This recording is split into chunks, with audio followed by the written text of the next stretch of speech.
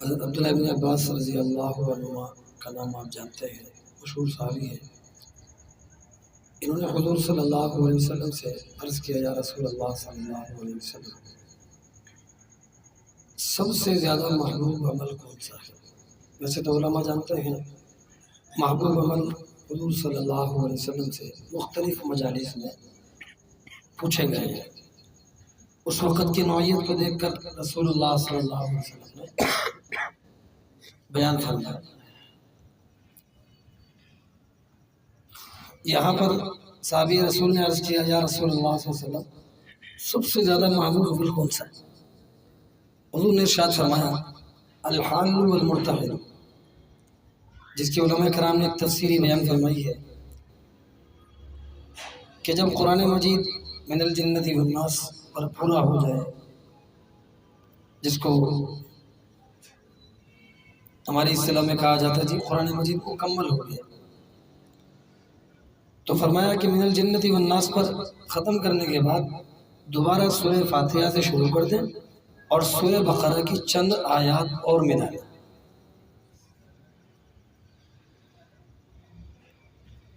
اس کو کہا جاتا ہے الحال والمرتحل، اور یہ حضور صلی اللہ علیہ وسلم کے نزدیک بہت زیادہ پسندیدہ علماء نے فرمایا۔ آج الحمدللہ یہاں جو ختم قرآن ہوا ہوگا، تکمیل قرآن ہوا ہے، یقیناً اس کے اندر بھی ایسا ہی کیا ہوگا۔ آخری رکعت میں سورہ فاتحہ کے بعد سورہ بقرہ پھر سے شروع کر دیں، جس کا مطلب یہ ہوتا ہے قرآن مجید ختم نہیں ہوتا، ختم ہونے کے بعد فوراً دوبارہ شروع ہو جاتا ہے۔ گھروں میں خواتین کو بھی اس کا اہتمام کرنا چاہیے، اور جو ہمارے احباب ساتھی جو مسجدوں میں ادھر ادھر پڑھتے ہیں، تو من الجنت والناس پر ختم کرنے کے بعد دوبارہ سے شروع کر سورہ بقرہ کی چند آیات ملا کر پورا کر لیں، تاکہ اس سنت پر بھی عمل ہو جائے۔ یہ روایت ترمذی شریف میں موجود ہے۔ دوسری بات، ایک بات مکمل ہو گئی۔ دوسری بات، سب جانتے ہیں مختلف احادیث کی کتابوں کے اندر یہ روایت بھی موجود ہے، حضرت جبریل امین حضور صلی اللہ علیہ وسلم کی خدمت میں حاضر ہوئے۔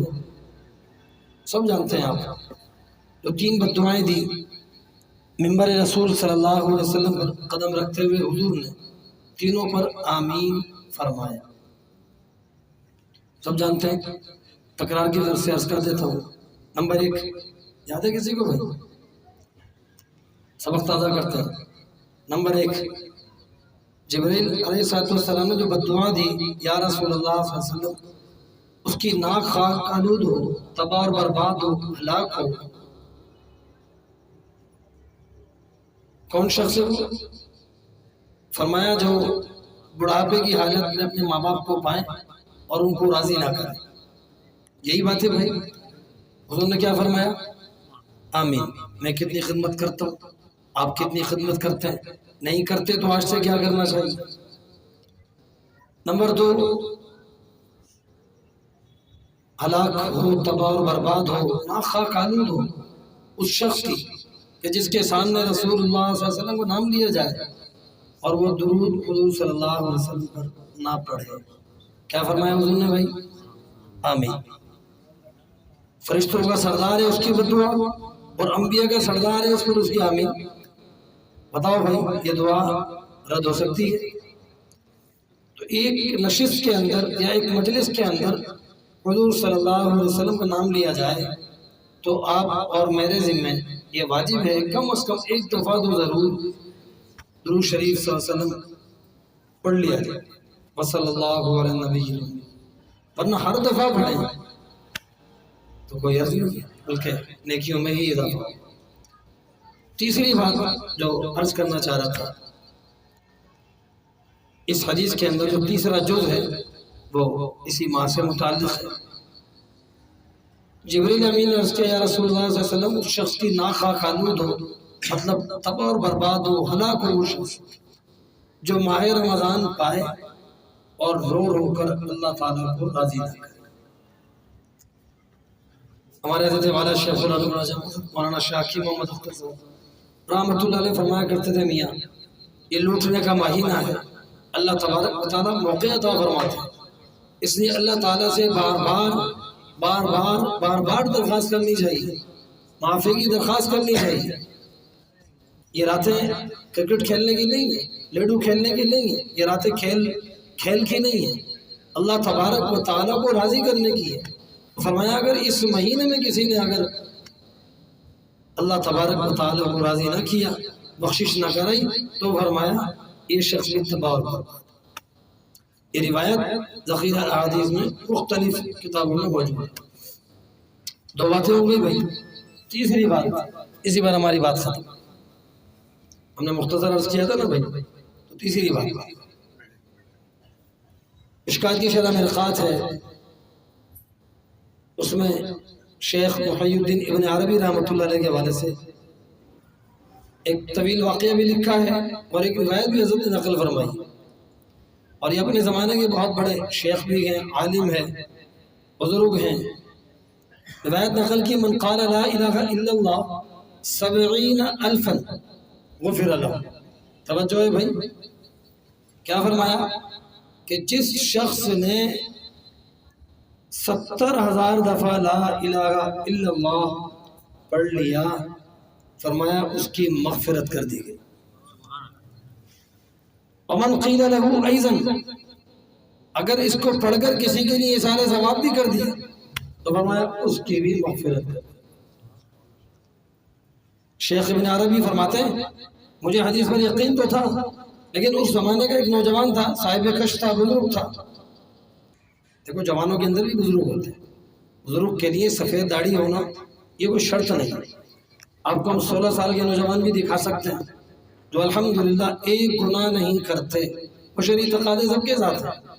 ایسے لوگ موجود ہیں جو ہر گناہ سے بچنے کی کوشش کرتے ہیں اور سنتوں کا اہتمام۔ تو فرمایا کہ میرے پاس اس وقت ایک نوجوان آیا، اچانک سے اس نے رونا شروع کر دیا۔ کانا مشہورا بالکشف، اس کا کشف بڑا مشہور تھا۔ جب رونا شروع کیا تو میں نے اس سے پوچھا ما حضر بی بکائی، کس وجہ سے روتے ہو؟ کہنے لگے، وہ نوجوان کہنے لگا حضرت سے انی ارا امی فی العذاب، شیخ میں اپنی والدہ کو عذاب میں دیکھ رہا ہوں۔ یہ جملہ سننا تھا، شیخ کی حالت تبدیل ہو گئی۔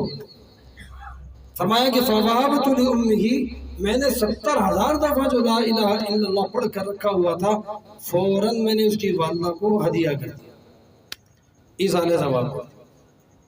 اور ایصال ثواب کے لیے کوئی لوازمات ضروری نہیں ہے، اہتمام کوئی کرنا چاہے وضو کرے، مصلی بچھائے، درود شریف پڑھے وغیرہ وغیرہ، ورنہ بیٹھے بیٹھے بھی آدمی نیت کر لے یا اللہ ابھی بچے حافظ سفیان نے جو قرآن مجید پڑھا ہے یہ نیت کر لیں، اس کا ثواب میرے دادا کو پہنچا دیجئے، 1 سیکنڈ نہیں لگے گا، پہنچ جائے گا۔ کیوں؟